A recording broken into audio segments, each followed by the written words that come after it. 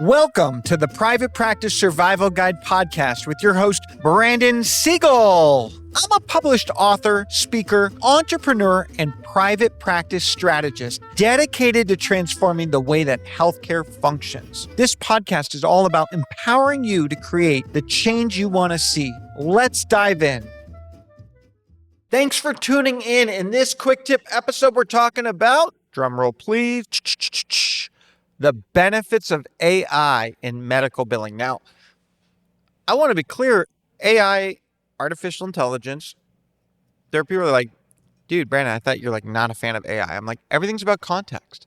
I think AI can be a great tool. What I don't think is I don't think AI can replace incredible minds. I think there are people still that can outthink an AI based on what we can create in access points that AI is not able to access. But do I think AI can be a valuable tool? Yes. But I think there's checks and balances.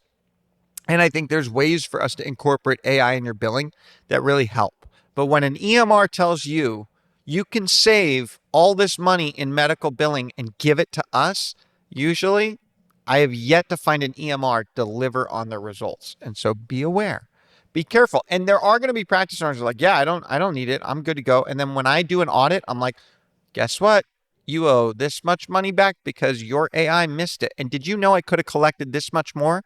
So even if you use AI, have checks and balances. Get audited.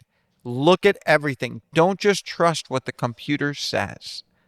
There is a value in experts, but AI can help streamline the way that we monitor and we measure the data in front of it. So there is a good and bad. The key is checks and balances. So don't give away your keys to your castle. Understand the difference between artificial intelligence, machine learning, and automation, creating a system of consistent actions. And AI is the future. I want to be crystal clear. I know it.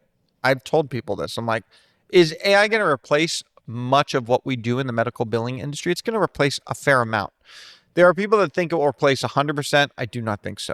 There are people that think it will replace 80%. I do not think so.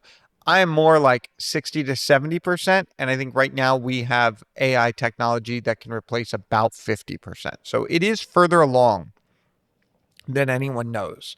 I think AI is only going to get better. And I think that as we have better data, it's going to be more reliable. The biggest barrier is that we don't have clean data to feed AI. And what I mean is insurance is not providing you all of the clean data as an open AI. And I've had this conversation with technologists and they're like, I don't get it, Brandon. They have that data. I'm like, their job is to do no payments. That is their job, to pay as little as possible. They are a money-making business. If I tell Blue Cross I'm going to make them not profitable, do you think they're going to be happy? No. So they have no benefit in making it easier to pay you. That's the thing you're not getting. Insurance has a job to do, but they're not in the business of like making payouts just to make payouts. And so so funny, I know this is a side note, but my in-laws lost their home in the Northridge earthquake, lost their home. They had earthquake insurance. It took 10 years in court to fight the insurance company for what they already had insurance for. This is the game. It's a fight. So by them holding back data, they're making it harder on us. If every single thing was black and white, you get this much for this and this much for that, black and white, do what you want, etc., it'd make it work. But here's the deal. If you pay $1,000 a month in healthcare premiums and they tell you it's only worth $500 worth of service value, you'd be like, why am I paying $1,000 to only get $500? See, the problem right now, and this does relate to AI and billing, is that we want 200 to 2,000% return on our money.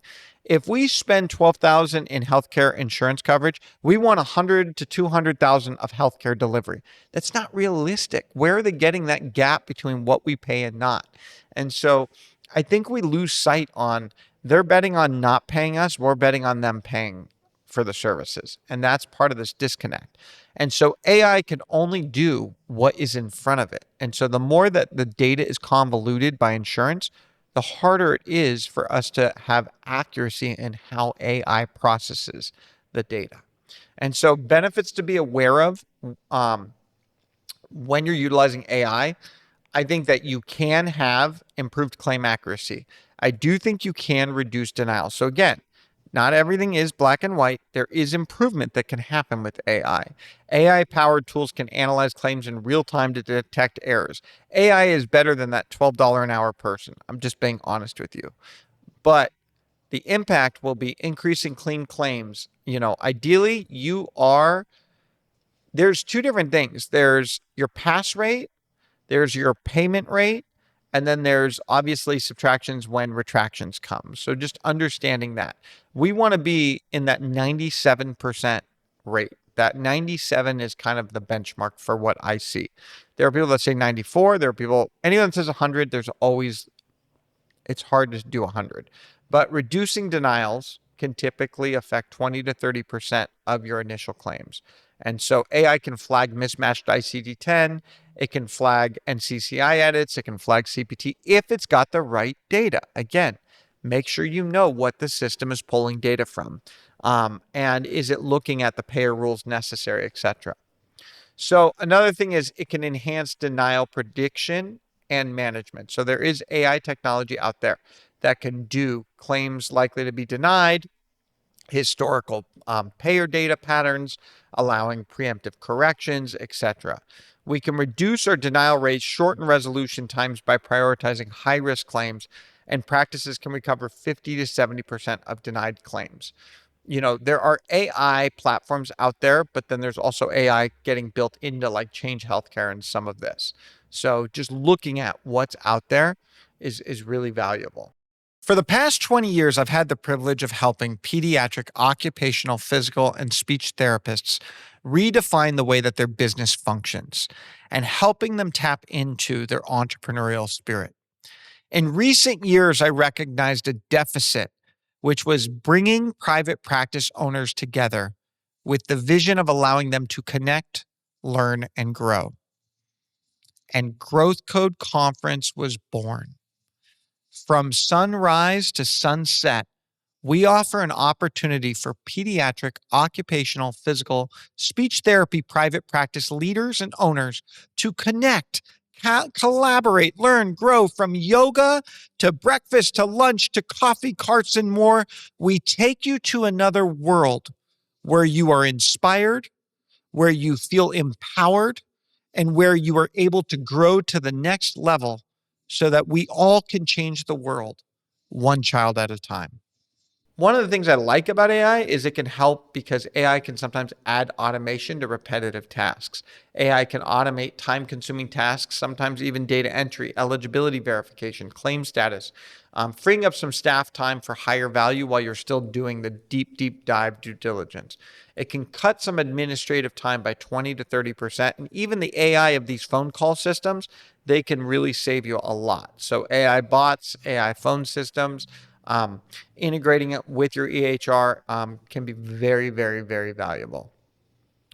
We can optimize our coding accuracy when it's utilizing the right tools. There's AI-driven coding tools that can suggest and optimize and read your notes and make kind of that clinical documentation analysis.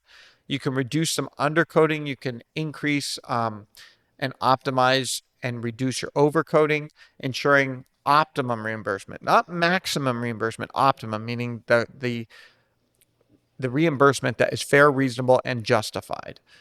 Tools like 3M Coder Finder or Nuance's AI Coding Assistant can help with some of this. There are also companies now that are getting into this game. So at this time of podcast, I'm telling you, there's a new company that comes out every day, but it's just something to look at. And then ideally with AI, we can also have faster payment cycles because AI can help with some of that coinsurance, copay, accelerating claim processing, patient collections, prioritizing submissions, tracking payment timelines, and even adding tasks to your task board. So the idea of AI, imagine if this is that you prep everything. You've got AI doing one checks and balance. You do another checks and balance. And then AI is also putting tasks together when things are not going right. I've yet to see it. The biggest movement that will impact medical billing is when AI can get accurate, truly accurate benefit eligibility, because I still don't think it's accurate yet. And I think authorization management, the ability to get authorization management and get actions done from like doctors sign scripts and stuff like that, that ability for all that follow through and that smart AI to say, we need to get a signature for the POC and this is how, etc. That is going to change the game. I don't think we're there yet, but I think we're moving in the right direction. Another thing is underpayment detection and recovery. Sometimes we can see the AI will show us, it will look at the EOB and it will be able to produce kind of, these are things that you should be aware of and look at. So there's AI tools like Zealous. Some of these can help some of this kind of stuff and recover some additional revenue.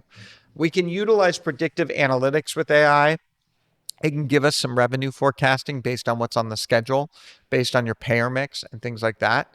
We can enhance our compliance and audit readiness when we're looking at compliance standards from CMS and HIPAA and payer policies and flagging some unbundling or improper modifier use, etc.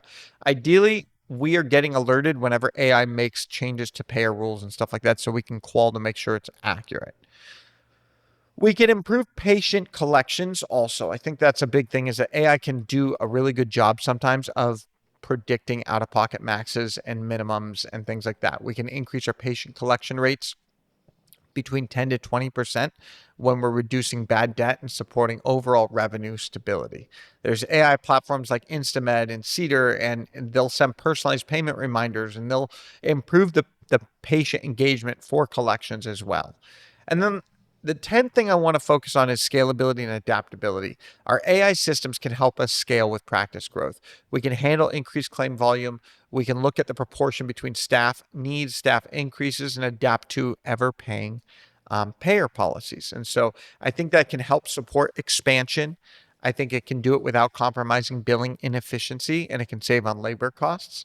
Cloud-based AI tools are going to help continue to build your ecosystem of reliability. And then staff productivity and satisfaction. I think by automating some routine tasks, AI can reduce staff burnout. It can bring things to the surface. And I think sometimes staff like having just like, hey, these are the red flags I want to focus on and research. I think that can be really, really helpful right now in today's market. And I think there can be a cost savings there when AI is optimized correctly. I've seen practices save a lot on minimizing errors and reducing. And imagine if you could take a staff of 20 and convert it down to 10 thought leaders and have the other 10 AI and automation. So being able to figure out that middle ground is really crucial. Did you know a 2025 EY report states that private practices using AI in medical billing reduced claim denials by 25% and saved an average of $15,000 per provider annually? Huge. So, in the words of William Gibson, the science fiction author, the future is already here. It's just not evenly distributed. Again, the future is already here. It's just not evenly distributed. Thank you for tuning into this episode of the Private Practice Survival Guide Quick Tips episode. Don't forget to like us, subscribe, share it with us, reach out. Together, we can thrive, not just survive. Thank you for tuning in to the Private Practice Survival Guide podcast. I'm incredibly grateful to each and every one of you. Exciting news. We're now available everywhere, from Spotify to Apple Podcasts to YouTube or anywhere you like to listen to your podcasts. So watch, listen, and reach out. If you love this episode, please drop a 5-star review. It truly means the world to me. Are you looking for more ways to elevate your practice? If so, now is your chance. Reach out, go to my website, or email me at brandon@wellnessworksmp.com. And remember, it's not just about surviving, it's about thriving.